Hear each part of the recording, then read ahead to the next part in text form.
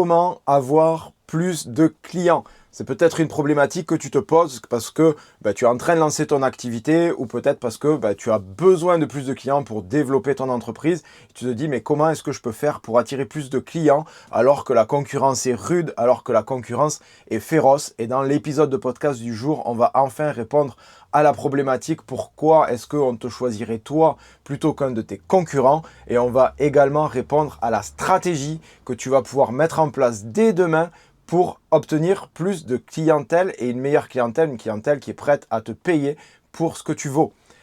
Si tu ne me connais pas, je m'appelle Joël Arquier, je te souhaite la bienvenue dans le podcast Paysapreneur. J'ai été entrepreneur paysagiste pendant plus de 20 ans et maintenant depuis 2019, j'accompagne des entrepreneurs paysagistes comme toi et comme je l'ai été à structurer et développer leurs entreprises. Ensemble, on travaille sur la méthode Paysapreneur, qui est une méthode qui est basée sur les 4 piliers de l'entreprise rentable. Ces 4 piliers sont le marketing, la vente, la production et la direction. Et tu l'as compris, aujourd'hui, on va travailler sur le marketing et je vais te partager ce que j'aurais fait moi si je devais lancer à nouveau une boîte. Donc, j'imagine là maintenant, je dois ouvrir une entreprise du paysage. J'ai envie d'ouvrir une entreprise du paysage demain. Je vais te partager exactement la stratégie que je mettrai en place pour ma propre entreprise si je devais en réouvrir une demain. Donc, je pense que ça va t'être utile si tu es en phase de lancement ou si tu es en phase de restructuration de ton entreprise et que tu ne sais pas comment attirer de meilleurs clients vers toi. Allez, on passe, si tu ne connais pas l'épisode podcast depuis quelques temps maintenant, on fait un petit effet de travelling comme ça et on passe sur le tableau blanc. Hop là, voilà. On est sur le tableau blanc et on va mettre ensemble la stratégie, on va la mettre en place. Alors, peut-être que tu te dis, est-ce que c'est une stratégie sur les réseaux sociaux? Est-ce que c'est une stratégie de distribution de flyers? Est-ce que c'est une stratégie sur Google et basée sur un site internet? Quelle stratégie je peux mettre en place maintenant pour obtenir plus de clients? Alors, je te le dis tout de suite, ta stratégie, elle n'est pas sur les réseaux sociaux, elle n'est pas sur Google, elle n'est pas avec des flyers.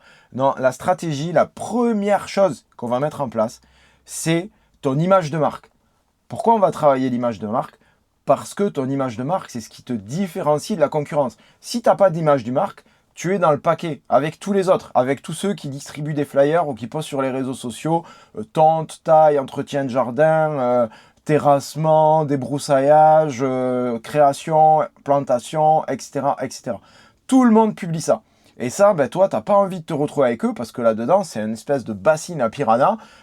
Dès qu'il y a un client qui met le doigt dedans, tout le monde lui saute dessus, quoi. Et donc, si tu es avec eux, il va pas te rester grand-chose à manger.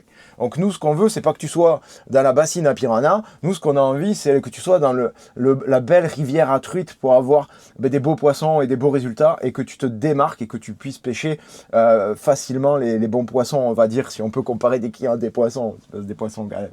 Mais bon, c'était pour l'exemple. Tu vois ce que je veux dire. Donc, la première chose qu'on va faire, c'est travailler ton branding. Alors, ton branding, c'est pas la couleur, ton logo et tout ça. Ça, ok, c'est franchement pas important.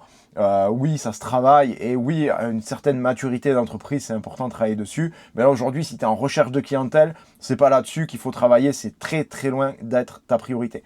Donc, ce qu'on va faire, c'est vraiment travailler l'image de marque. Comment est-ce qu'on va définir ton image de marque? Tout simplement, c'est par rapport à tes valeurs. Qu'est-ce que toi, tu as envie de partager avec les gens? Qu'est-ce que tu as envie de mettre dans les prestations que tu veux partager? Et ça, c'est ce qu'on va définir. On va définir d'abord une mission d'entreprise.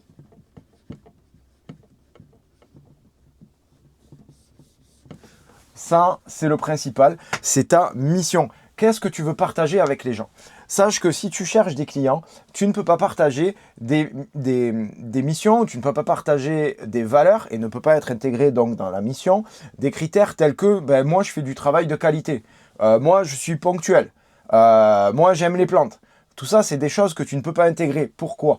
Parce que tu es un paysagiste et que c'est normal que tu aimes les plantes, c'est normal que tu aimes la nature. Et du travail de qualité, je peux t'assurer qu'il n'y a personne qui va aller sonner chez des clients ou qui va faire du démarchage clientèle ou qui va poster une pub sur les réseaux sociaux en disant « Nous, on fait du travail tout pourri, mais par contre, on n'est pas cher. » Il n'y a personne qui va le faire.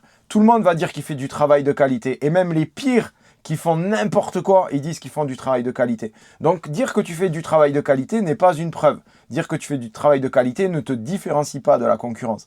Par contre, dans ta mission, tu peux partager certaines valeurs. Tu peux partager, par exemple, des valeurs de biodiversité. Ça, c'est vraiment une valeur très très forte. Tu veux partager des valeurs d'accompagnement.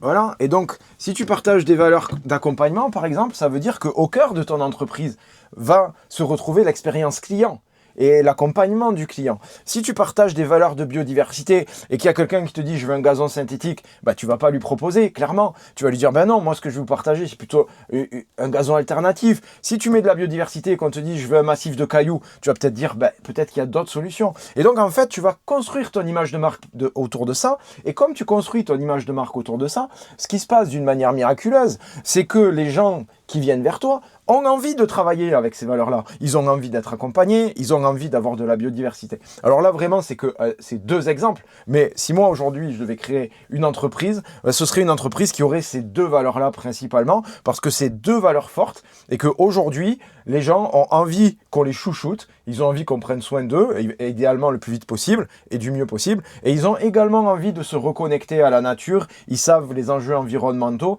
et ils ont envie d'avoir des réponses à ça. Et toi, aujourd'hui, tu dois être force de proposition. Tu peux pas simplement dire « Ah mais le client il m'a demandé ça, donc du coup je vais le faire. » Après tout, il faut bien manger. C'est faux parce que tu vas peut-être manger une fois et en plus tu vas te renier toi-même. Mais sur le long terme, ça vaut que dalle. Sur le long terme, il faut que tu partages des valeurs fortes, des valeurs d'entreprise. Et ça, c'est la première chose que tu vas faire autour de ton branding, c'est partager la mission.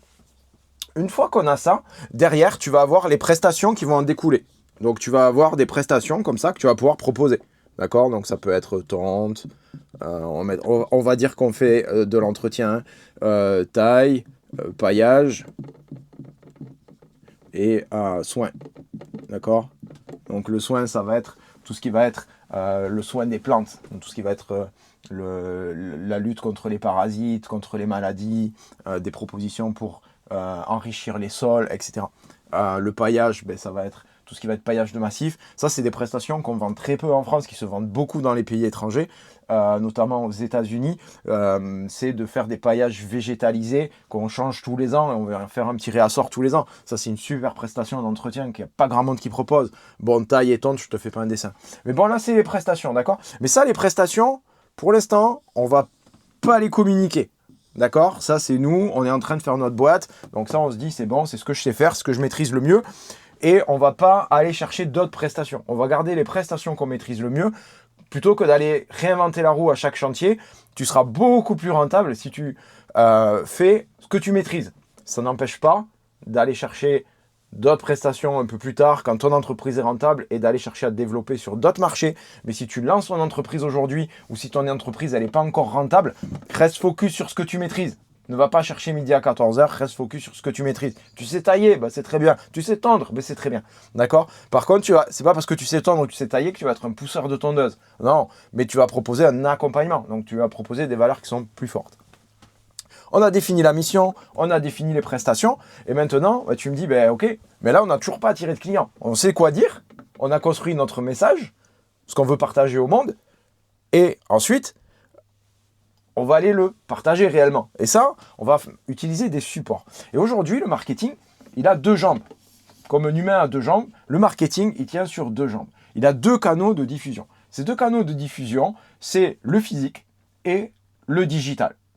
Et souvent, on met en avant le digital. On dit, oui, le digital, c'est génial, il faut être sur les réseaux, le site internet, machin. Et d'ailleurs, entre parenthèses, quand tu ouvres ton entreprise, peut-être que c'est ton cas, tu viens d'ouvrir, je te le dis si ça t'est pas encore arrivé, tu vas être démarché par des pimpins qui vont essayer de te louer des sites internet à 400 balles par mois en te disant tu seras premier sur Google. Ce qui est une escroquerie absolument effroyable. Donc si ça t'arrive, surtout tu dis non parce que c'est de l'escroquerie. C'est pareil si on te dit d'être dans des catalogues ou dans des annuaires plutôt des annuaires européens, des annuaires nationaux qui vont te référencer, etc. Si toi, tu n'as jamais entendu parler de l'annuaire, c'est qu'il n'existe pas, hein, qu'on soit d'accord. Pourtant, quand tu ouvres ta boîte, ces gens-là, ils récupèrent le fichier client, ils savent qui a ouvert une entreprise, c'est des données qu'ils achètent et après ils vont te démarcher parce que pour l'instant tu n'y connais rien, donc ils sont en train d'essayer de t'escroquer, hein, concrètement, parce que derrière c'est du pipeau ce qu'ils vendent. Même les sites internet à 400 balles par mois, il faut savoir que c'est des sites qui maximum leur coûtent 50 balles à produire en une fois et après ils y retouchent plus jamais et ils rechignent à y retoucher, mais toi tu payes 400 balles par mois. Il faut savoir qu'aujourd'hui si tu veux faire un site internet, ça vaut entre 1500 et 3000 euros. Si tu fais un truc de malade, c'est 3000 euros. Si tu ouvres ta boîte, je te conseille d'aller sur WordPress et de le faire toi-même. Ça va coûter zéro. Donc voilà, avec un petit billet de 50 euros par an, tu as ton nom de domaine et tu peux commencer à bidouiller 2-3 trucs sur WordPress. Tu veux acheter un template, peut-être tu en as pour 200 euros. Moi, je travaille à une entreprise qui s'appelle Jimdo qui va te le faire pour une vingtaine d'euros par mois et ça suffit largement. Et tu auras un site internet sur lequel tes clients vont pouvoir te trouver. Alors, on en a parlé un petit peu, du coup, j'ai débordé, mais parce que vraiment, je suis remonté contre ces gens-là. C'est vraiment des escrocs, ça m'énerve, qui profitent de la crédulité des jeunes entrepreneurs. Deux jambes, ok? Première jambe, deuxième jambe, première jambe, le physique. Deuxième jambe, le digital.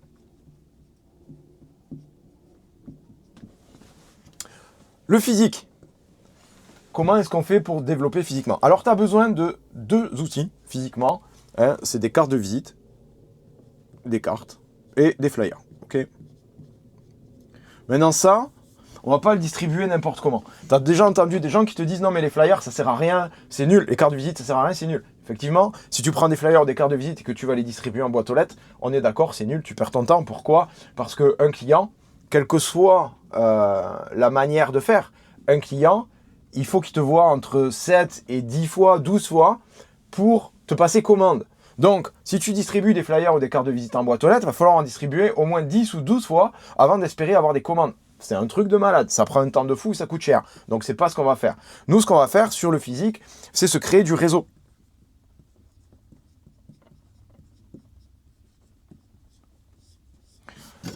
Souvent, tu entends, les gens qui réussissent, c'est normal parce qu'ils ont eu du réseau.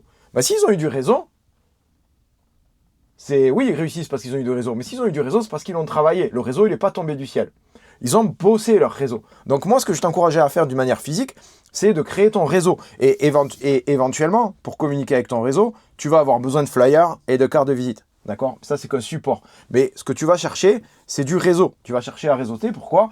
Parce que le réseau crée des connexions entre humains. Et ce qu'on oublie souvent, c'est dans le marketing digital, la connexion entre humains, elle n'intervient qu'après. Et là, nous, aujourd'hui, sur du marketing physique, on va créer de la relation humaine tout de suite. Donc, on va aller chercher ce réseau. Et tu me dis maintenant, la question qui se pose, c'est ok, on va faire du réseau. Comment je fais, moi, pour faire du réseau? Eh bien, pour faire du réseau, ce que tu vas faire, c'est que tu vas chercher les personnes qui ont les mêmes clients que toi. Donc, tu as identifié ici tout ce que tu proposes. Donc, peut-être que tu vas le proposer pour du particulier, de la copropriété, du professionnel. Ben, ce que tu vas proposer, tu vas dire, mais qui a ces clients-là? Donc, si c'est du particulier, par exemple, tu vas identifier des personnes âgées, mettons. Et tu vas dire, mais ok, bon, je vais voir les personnes âgées, parce que les personnes âgées, le problème qu'elles ont, c'est qu'elles ne peuvent plus le faire. Physiquement, c'est compliqué d'entretenir le jardin. Même si elles en font un peu, ben, tailler une haie qui fait 3 mètres de haut, c'est compliqué. Donc, moi, je vais leur amener cette solution-là, c'est d'aider les personnes âgées. Donc, tu vas amener tes prestations, tes valeurs d'accompagnement, et tu vas créer ton réseau autour de ça. Donc, qui a les clients que tu vises, qui sont des personnes âgées? Bah, peut-être tu vas avoir des infirmières, des aides-soignantes, tu vas avoir la personne qui fait le ménage, c'est ces personnes âgées qui portent le repas, etc. Et donc, tu vas créer des connexions avec ces gens-là.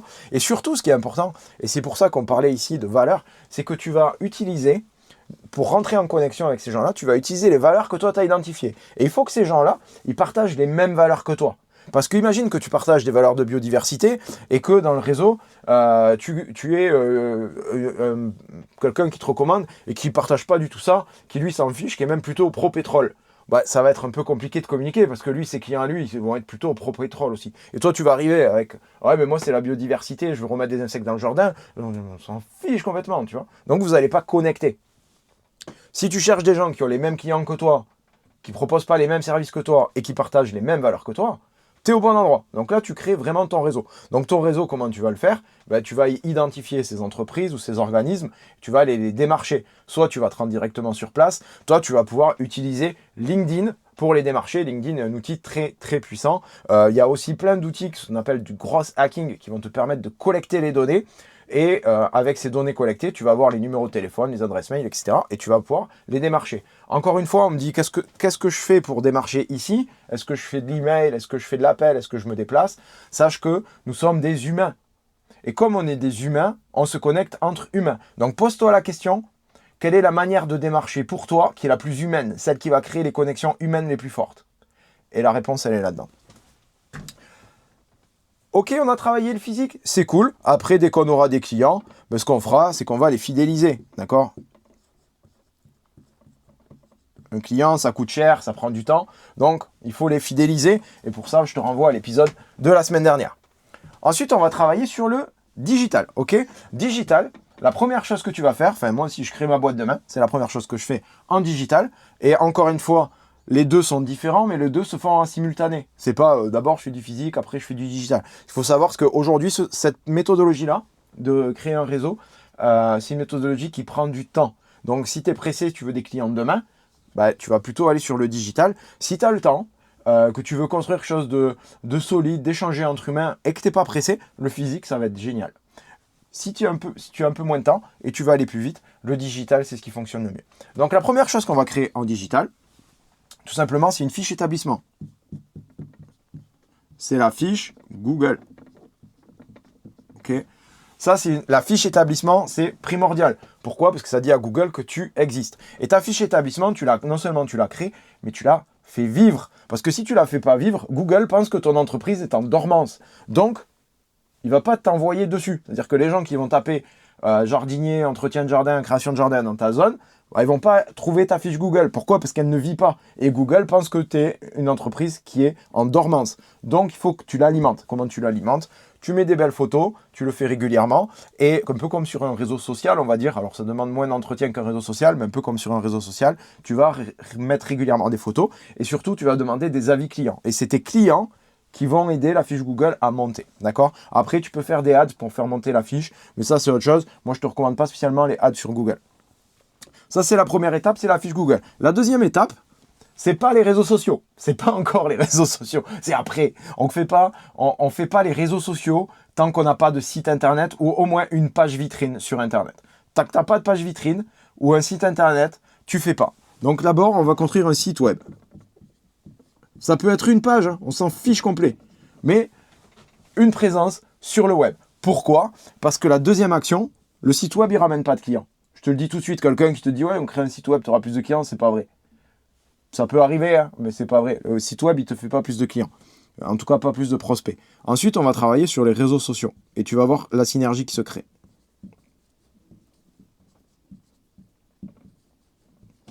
Réseaux sociaux en fonction de la clientèle que tu cibles. Tu te concentres sur un réseau social, d'accord? Tu me fais pas 50 réseaux sociaux, je vais être sur TikTok, Threads, Instagram, Facebook, YouTube, machin. Non, tu m'en fais un et tu restes sur un, d'accord? Tu vas pas au-delà. Tant que tu n'as pas fait 300, 400, 500 000 euros de chiffre d'affaires, tu restes sur un réseau social. Tu communiques que pour ce réseau social. Ce réseau social sur lequel tu vas communiquer, c'est au choix. Ça dépend de ta clientèle cible. Si tu vises des professionnels, notamment les syndics immobiliers, peut-être que LinkedIn sera un réseau qui sera recommandé pour toi. Si tu vises du particulier, aujourd'hui, nous on a dit qu'on allait faire une entreprise d'entretien de jardin pour les particuliers, idéalement pour les personnes qui ont un peu d'âge et qui ont du mal à travailler dans leur jardin. Nous, ce qu'on va utiliser comme réseau social, c'est Facebook. Okay, Facebook et Insta. Ça, c'est ce qui marche le mieux sur cette cible-là. D'accord? Donc, on va communiquer sur Facebook et Insta.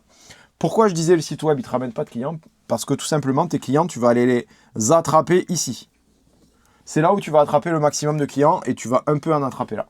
Mais là où tu vas en attraper le maximum, c'est là. C'est les réseaux sociaux. Et sur les réseaux sociaux, qu'est-ce qui se passe? C'est que les gens, ils ont envie de savoir qui tu es et ce que tu fais. Et donc, ils vont cliquer sur un lien. Et là, ils auront besoin d'aller sur le site web. Et c'est là où la synergie se crée. Ce n'est pas le site web tout seul qui ramène des clients.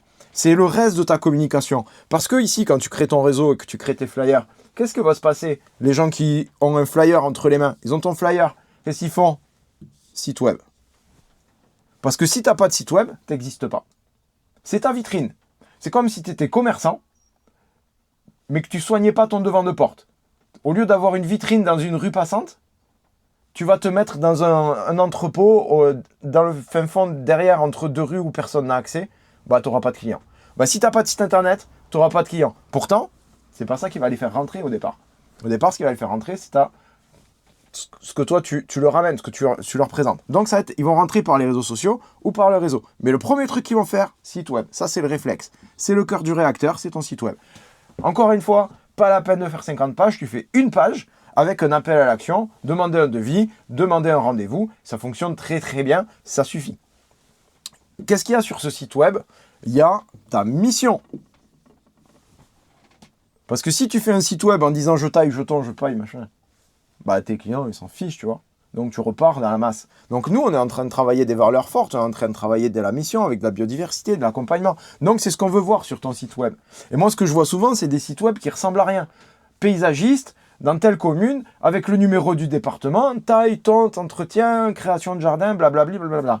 Les gens qui tombent sur un site web comme ça, ils se barrent. Je suis désolé, moi quand je vois ça avec des photos qui sont tirées des banques d'images type Pixabay, Canva, etc., tu retrouves toujours les mêmes photos, tu vois ça, tu te barres. Tu dis c'est une entreprise, c'est quoi cette boîte? Donc les gens qui vendent des sites web te disent c'est génial parce que bah, c'est du SEO, Google aime ça, ils vont passer sur ton site. Mais si je te ramène 10 000 personnes sur ton site web mais qu'il est tellement moche et qu'il parle à personne et que tout le monde se barre et que tu as zéro commande, il ne sert à rien ton site. Ce qu'on a besoin, c'est que ton site web, c'est pas un site web qu'on veut, c'est des clients qu'on veut. Et pour avoir des clients, il faut que ton site web il corresponde à ta mission. Il ne faut pas qu'il corresponde au site web des 14 paysagistes qui sont autour de chez toi. Donc, on veut un site web qui soit fort. Et donc, pour ça, on a besoin des valeurs. C'est pour ça qu'avant tout, on a travaillé sur notre mission. D'accord? Donc, ton site web, bah voilà, lui, il va convertir les clients parce que le site web, lui, il amène au rendez-vous. Ok? Je ne sais pas si on ne voit pas. Je vais baisser. Hop. Ouais, effet de style. Ok, le site web, lui, il amène au rendez-vous et donc au devis et ainsi de suite. Donc là, tu as tes clients qui se créent par rapport à ça. Réseaux sociaux, c'est long et c'est fastidieux, les réseaux sociaux. Donc moi, ce que je t'encourage à faire, c'est ici, j'enlève ma jambe et je te montre, c'est que oui, tu vas publier en organique, parce que ça, tu n'as pas le choix, tu as besoin de publier de l'organique. Il faut montrer que tu vis, que tu travailles et aussi donner envie aux gens. Donc, tu vas publier de l'organique. Mais surtout, ce que tu vas faire, si tu es au démarrage, c'est de la publicité. Ok? Tu es au démarrage, bah, tu vas faire des ads. Pourquoi tu vas faire des ads? Parce qu'il faut bien que les gens te découvrent. Donc, tu vas faire des ads. Et comme tu as identifié ton client ici, tu sais son problème. Comme tu as une mission ici, tu connais ta mission, tu sais ce que tu as envie de partager, ben quand tu vas faire des ads, tu vas pas faire une ads avec, comme je vois, parce qu'il y en a, ils utilisent leur crédit, dès qu'ils ouvrent une page Facebook, Facebook te donne un crédit, c'est pareil pour Google d'ailleurs, et ils te donnent un crédit, alors ils appuient, ils disent, ouais, je vais publier, et là tu vois une main qui tient une carte de visite, bon, ok, super, bon, mais ton crédit, il est foutu à la poubelle. Donc, quand tu fais des ads, tu mets pas ta main avec ta carte de visite, quand tu mets des ads, ben, tu partages tes valeurs. Donc tu vas dire, là on veut traiter avec les personnes qui sont âgées, qui ont du mal à se déplacer, qui ont du mal à entretenir leur jardin. Qu'est-ce qu'on va faire? On va leur dire, vous avez des difficultés à entretenir votre jardin. On vous comprend et on vous accompagne là-dessus. Ça ne vous enlève pas de l'autonomie, ça vous donne plus de liberté et vous avez le choix d'entretenir le jardin dans la partie qui vous fait plaisir et la partie qui est compliquée pour vous, bah nous on s'en occupe. Et là, qu'est-ce qui se passe comme miraculeusement? C'est que les gens qui sont cadre sup avec 12 gosses, ta pub elle passe et ça tombe bien parce que ce n'est pas notre clientèle. Par contre, quand il y a quelqu'un qui est âgé, qui a une haie qui est trop haute, qui ne sait pas comment il va la tailler, il s'arrête direct et il appuie sur le bouton de nous contacter parce que c'est à lui que tu as parlé.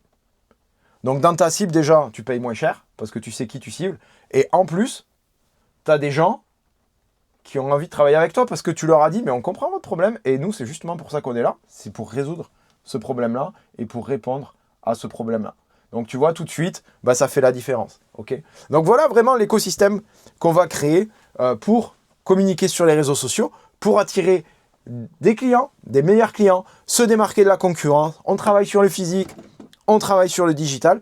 Tu as bien compris que la communication, c'est un écosystème complet. C'est comme un jardin, hein. Il y a des oiseaux, il y a des insectes, il y a des vivaces, il y a des graminées, il y a des arbustes, il y a des arbres, il y a de tout. Bah là, c'est pareil. Tu vas créer un écosystème et chaque chose a une fonction particulière et l'ensemble crée quelque chose de beau, quelque chose qui donne envie d'acheter, quelque chose qui attire les clients, un peu comme si tu mets des plantes mellifères et il y a les abeilles qui arrivent. Et bien là, c'est la même chose.